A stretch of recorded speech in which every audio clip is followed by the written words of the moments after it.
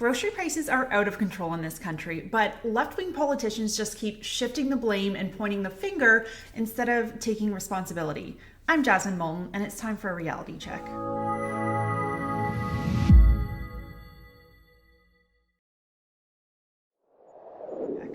On this week's show, we're going to be talking about the prices of groceries in Canada because prices are out of control. If you've been in a grocery store recently, you'll know this. For example, over the past year, the price of cereal is up 18%, baked goods are up 15%, fresh fruit is up by 13%, fresh vegetables up by 12%, dairy products up by 10%, meat prices are up by 8%, and the list goes on. So what's going on? Why are groceries so expensive? Here are some explanations from some of Canada's left-leaning politicians in government. You're probably wondering, what the heck is greedflation and why should I care? It's what's driving up the cost of living, groceries, gas, and literally everything else.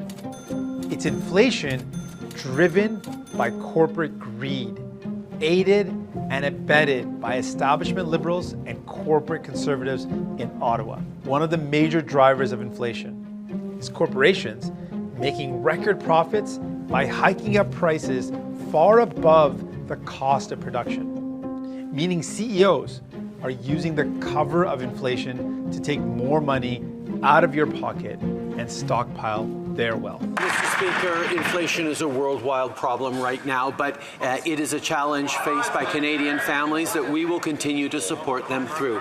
That's why we're delivering supports for families right now in a targeted way, a doubling of the GST credit that will arrive in the coming weeks in their bank accounts, moving forward on support for dental care, moving forward on support for low-income renters, things that the Conservative Party is continuing not just to vote against but to block, and we will continue to do more. We will continue to be there for Canadians during the challenging times ahead, because that's what Canadians expect of their government. So in that clip, we just heard from federal NDP leader Jagmeet Singh. He thinks groceries are expensive in Canada because of corporate greed. He's dubbing it greedflation. Whereas the Liberals, we heard from Justin Trudeau there, he's the federal Liberal leader, the Prime Minister in Canada, just said that the real reason that groceries are expensive is because of global inflation. Again, he's really emphasizing that inflation is a global phenomenon, and that's what's causing costs to go up at the grocery store. This show is about debunking leftist myths.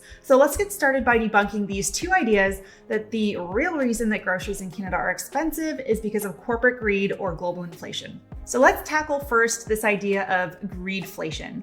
Federal NDP leader Jagmeet Singh says that corporate greed is the reason that groceries are so expensive in Canada. But on its face, this is really questionable because where was corporate greed before the pandemic? Why is corporate greed only an issue now? Did COVID-19 cause certain corporate executives to become more greedy or care about profits more than before the pandemic? So in 2019, they weren't greedy, and now in 2022, they're extra greedy. It just doesn't make sense. What's really happening here is that NDP leader Jagmeet Singh is trying to score some cheap political points because already Canadians have lost some trust in grocers after there was allegedly some collusion going on. So Canadians' trust in grocers is already somewhat compromised. Now, while it's true that grocers in Canada have enjoyed record profits during the pandemic, record profits are not proof of profiteering. Here's why.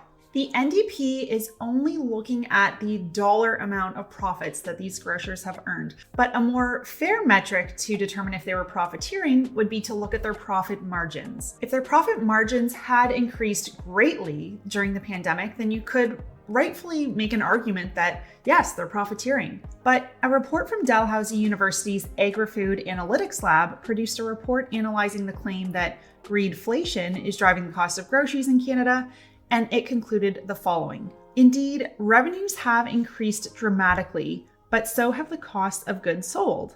Since the start of the pandemic, while revenues did go up, gross margins have remained relatively consistent throughout. If quote-unquote greedflation exists, the available data suggests grocers are not responsible. So essentially what's happening here is that for grocers, the cost of the products that they're buying are increasing. So even though they're maintaining pretty consistent profit margins, their total profit dollars have increased. So critics might now argue that, okay, well, if your profit dollars are so high, then why don't you decrease your profit margin? But what they might not understand is that grocery retailers actually face some of the lowest margins of any retail sector in the country. Loblaws, for example, which is one of the largest grocery chains in the country, their profit margin was actually just 3.6% last year, which is razor thin. That's why you see in the grocery sector, it really is a volume play.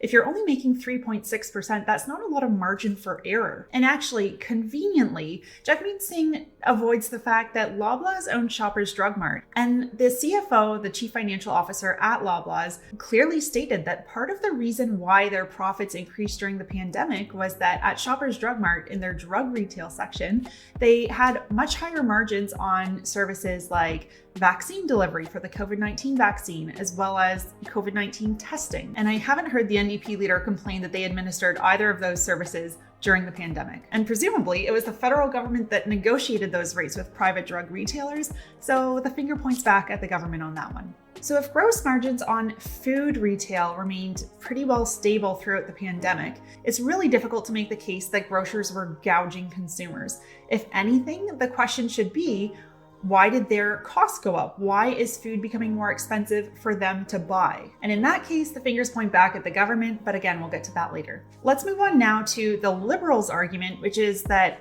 inflation is a global phenomenon, we're not responsible for it. So we actually did a reality check episode on this question of why the government is responsible for inflation, and it's called 5 Government Claims About Inflation Debunked. Check out that episode because it was really good and it does go through all of the reasons why, yes, in fact, the Canadian government is responsible for inflation in this country. But the easiest way to debunk the Liberals' statement that inflation is a global phenomenon and that's what's causing food prices to go up is that actually in Canada, inflation has been decreasing over the last 3 months. And despite this, food prices continue to climb. That's right, Canadian inflation is decreasing, yet food prices continue to go up. The government itself even admits that food price inflation rose to 11.4%, while the CPI, Consumer Price Index, dropped to 6.9% in August. So clearly, neither of these excuses hold up. Pointing to corporate greed or global inflation are really convenient excuses for the government because then that way they don't have to accept any of the blame for rising grocery costs in Canada. But they should, because a lot of their policies are responsible for creating the high cost of groceries in this country and exacerbate the situation. So now let's look at some of the ways that the government's responsible for creating expensive groceries in Canada. The first and most obvious thing that we need to talk about is the lack of competition in Canada's grocery sector. The government should absolutely be looking at how its own policies create barriers to entry in this sector and look at ways that they can spur competition to lower prices for consumers. Shockingly, in Canada, 3 major grocery chains own 75% of the market share in that industry. So if you're watching on YouTube, I'll put up this little chart that's really helpful. Loblaws is the biggest of the major grocery chains. They own about 37% of market share in that sector in Canada, and they own companies like Loblaws, obviously, Zehrs, Independent, Value Mart, you might know No Frills. Then next is Empire Company Limited. They're about 28% market share in Canada. They own Sobeys, Safeway, IGA, Foodland, etc. Farm Boy, Longo's, you probably recognize a number of those brands. And then the third company that owns a significant share of the market in Canada at about 10.4% is Metro, and they're more prevalent on Canada's East Coast. To the government's credit, the Competition Bureau of Canada is actually launching a review into competition in Canada's grocery sector, and part of that will involve examining how can governments lower barriers to entry and expansion to stimulate competition. So while it's a good thing that the government should always be questioning how they are themselves creating barriers to entry for competitors in that market, because obviously competition will be a good thing for Canadian shoppers, they may at the end of this exercise, which is set to conclude in June 2023, they may be a bit disappointed if they don't have some sort of smoking gun revealing some big greedflation scheme, but rather what's obvious now, which is that grocers are experiencing higher costs from the people that they're buying their food from, which means higher profits for them, even though they're keeping a stable profit margin. But beyond increasing competition in the grocery sector, the government of Canada has a lot of specific policies that drive up costs of groceries. Ultimately, it comes down to the fact that grocery stores are businesses, they're not charities, so they have to guard their margins. Now, as we've already discussed, their margins stayed relatively stable throughout the pandemic, but what caused their profits to increase was because the cost of the food products that they were buying had increased. And because they're businesses, not charities, they're not just going to absorb these costs and lower their already razor-thin margins. What they're going to do is pass these increased costs on to customers. So how does the government raise the food prices that the grocers themselves are incurring from the people they buy these products from? The main way that government policies drive up food costs is by driving up the cost of energy, which impacts the cost of everything. According to the Government of Canada itself, supermarkets are among the most energy-intensive commercial buildings. Their high energy consumption is largely attributed to refrigeration and heating and cooling equipment. Energy costs are typically about 1% of sales. So if we look at Loblaws last year, if we look at their financial statements, in 2021, they did about $53 billion in revenue. So if energy costs, as the government says, make up about 1% of their total sales, then that means that $530 million from Loblaws went to pay just for their energy costs. Again, these are not costs that are just going to be absorbed by a business. They're a business, not a charity. They pass costs on to their customers. So that extra $500 million that they spent on energy is all being paid for by their customers. This should be obvious to everyone, but apparently it isn't for politicians. So let me spell it out. Increasing the cost of energy increases the cost of groceries. Specifically, government policies such as subsidizing renewable energy projects, that has been a major contributing factor to recent price increases in energy costs, especially in the province where I live, in Ontario. And this is according to the province's own Auditor General. In fact, in Ontario, where Prime Minister Justin Trudeau's former right-hand man, Jerry Butts, helped to implement the Green Energy Act, that act alone has caused Ontarians to pay tens of billions of dollars over the past few years, in recent years, above market rates for electricity costs. But of course, one of the worst government policies for driving up the cost of groceries is the federal government's carbon tax. Grocery stores don't grow their own food on site, obviously.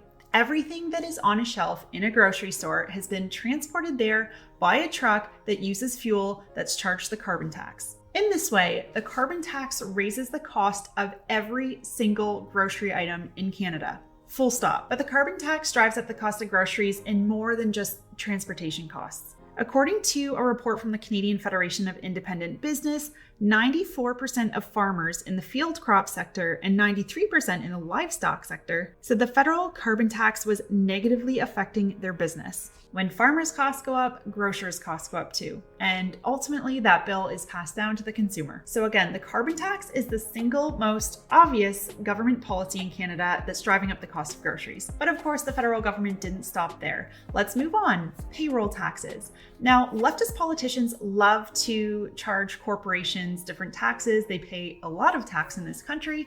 But of course, what they don't consider is that those taxes are not just absorbed charitably by the businesses, they're passed on to consumers. And so although you might notice on your paycheck you pay payroll taxes of EI and CPP, what you may not know is that those fees are matched by your employer. So they match the payroll taxes that you pay. Despite the pandemic, the government has raised these taxes and plans to raise them again soon. So that's just one more tax that the federal government is going to raise on grocers, and of course that will be passed down to your grocery bill. Now let's talk about the federal government's fertilizer restrictions. Canada has a fertilizer emissions reduction target of 30% from 2020 levels by 2030. BNN Bloomberg explains how less fertilizer means, quote, higher prices for every plate of food.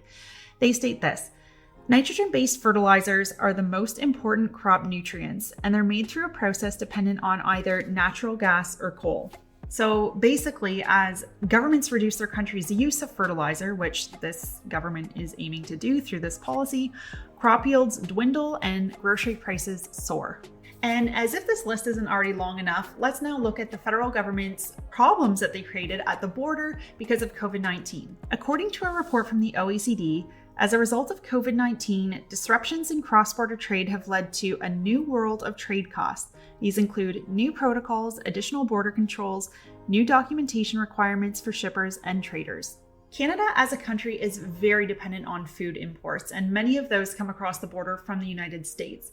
So as the government tacked on more and more restrictions for all of these truckers trying to cross into our country from the US, that added another layer of bureaucracy and complication to increasing Canada's food supply. And as we know, when supply goes down and demand either stays the same or goes up, as it did during the pandemic, prices tend to soar. Next up, a weak Canadian dollar. So the Canadian dollar is fairly weak right now. It's at about 73 cents on the US greenback. And the issue with that, as I just mentioned, is that Canada imports a lot of its food. For example, about 2/3 of all produce consumed in Canada are imported. Given that we rely so heavily on food imports in this country, anytime the Canadian dollar is weak means that food costs go up. Now, there are a lot of factors that go into where the dollar stands comparatively to the US, but one thing that the Canadian government could be doing to really bolster the Canadian dollar would be to focus on economic growth and good, solid economic fundamentals that would attract foreign investment into the country. Instead, this federal government has been spending quite recklessly, obviously, over the past few years. In fact, since 2015, since it was elected, basically, given that it has yet to balance a budget. And that tends to have the opposite effect of scaring foreign investment because it doesn't seem like it would be that safe necessarily in this country when our government is that irresponsible. Now, last but far from least, the government policy in Canada that has a massive impact on food prices would be supply management. So for those of you who are unaware, supply management is a system that basically allows dairy, poultry, and egg producers to limit the supply of their products so that they can control the price that Canadians pay for those products.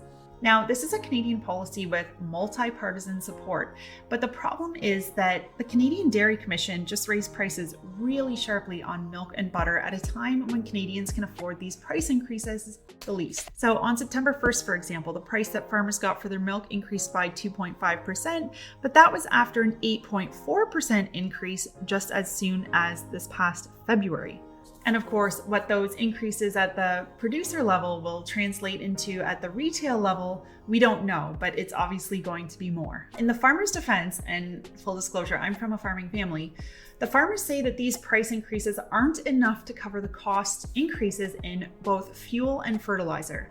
But we've already discussed how this government, and through their many policies, environmental policies, they are responsible for driving up the cost of both of those things. So to conclude, the government should stop passing the buck and actually take responsibility for how their policies have driven up the cost of groceries in Canada. Government's policies on energy, the carbon tax, payroll taxes, fertilizer, the border, the economy, and the weakened dollar, as well as supply management, have all contributed to massive grocery bills that Canadians cannot afford. So it's time that leftist politicians stop pointing the finger and instead look at the mirror if they're really wondering why groceries are so expensive in Canada. That's our show for this week. Thanks so much for listening. And if you enjoyed this content and you think that the work that we do is important, then please consider supporting it. Visit donate.tnc.news to support our work and make a donation. I'm Jasmine Moulton, and this is Reality Check.